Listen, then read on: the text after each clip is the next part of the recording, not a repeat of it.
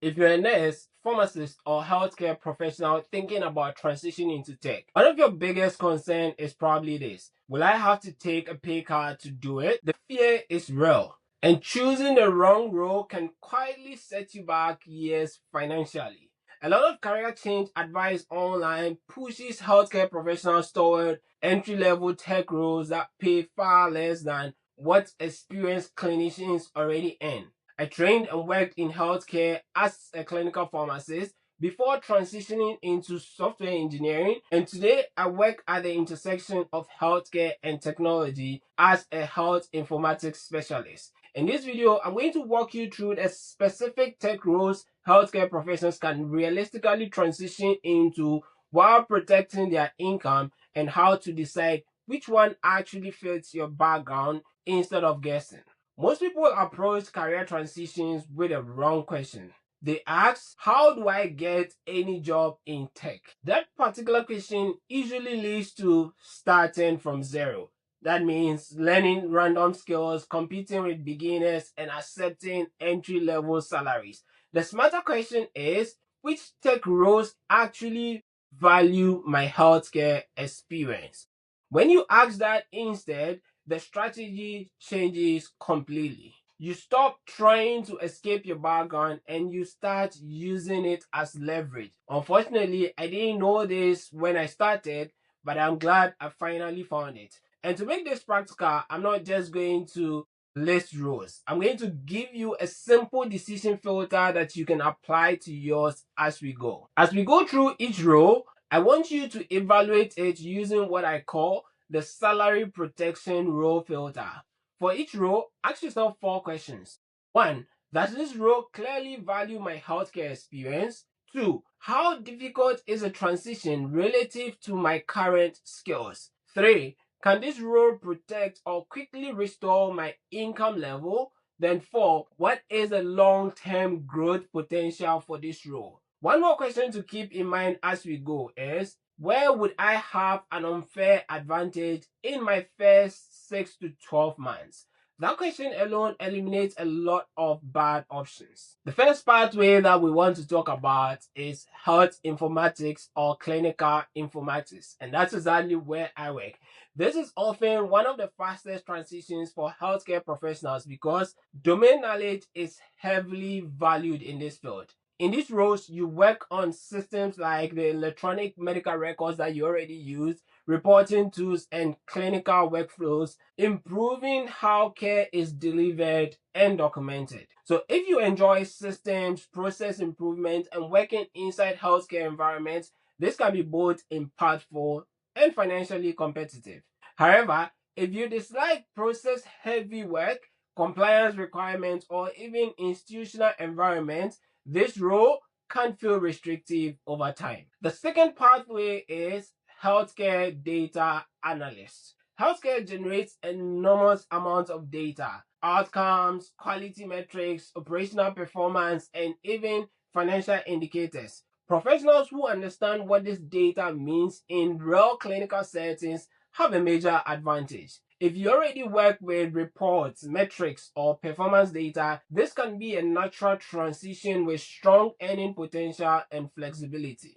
That said, if you don't enjoy working with numbers, abstraction, or sitting with data for long periods, this role may drain you long term, even if it pays well. Another strategic pathway is product specialist or product manager roles in healthcare technology companies. Here, your value comes from translating real-world clinical needs into usable products or product features. Many tech teams lack deep healthcare workflow understanding, which makes experienced healthcare professionals extremely valuable in these roles. If you enjoy problem solving, communication, and cross-functional collaboration, this path offers strong growth and leadership potential.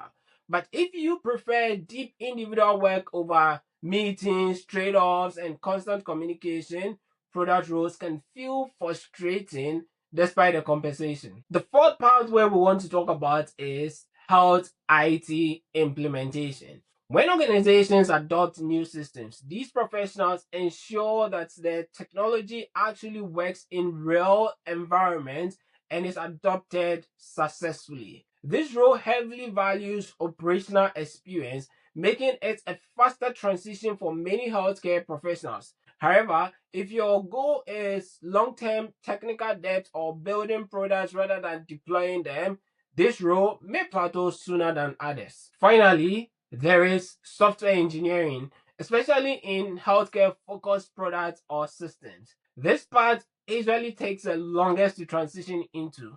Yes, it took me about 2 years. But anyway, it offers the highest long-term technical leverage and income potential. Your advantage here isn't just learning to code. It's understanding what problems are worth solving in healthcare. That said, if your priority is speed rather than depth, then this is not the fastest path to income stability. So you may be asking, how do I choose one of these then? If your priority is speed and income protection, informatics or implementation roles may make the most sense. If you enjoy working with metrics and insight generation, data analytics is often a strong entry path. If you enjoy strategy, systems thinking, and communication, then product roles can be powerful. And if your goal is maximum long-term technical leverage, then software engineering may be worth the longer investment. The key is choosing the pathway where your healthcare experience creates an immediate advantage, not one where you have to prove yourself from scratch. And note, this is not an exhaustive list of all the possible roles or pathways that you can take, but these are the very common ones that is supposed to start you thinking about how to make the right choice the right way.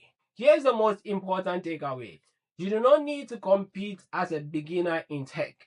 You need to position yourself where your healthcare experience becomes a multiplier. When domain expertise and technical capability come together, you stop being someone switching careers and become someone who is bringing specialized value into an already growing field.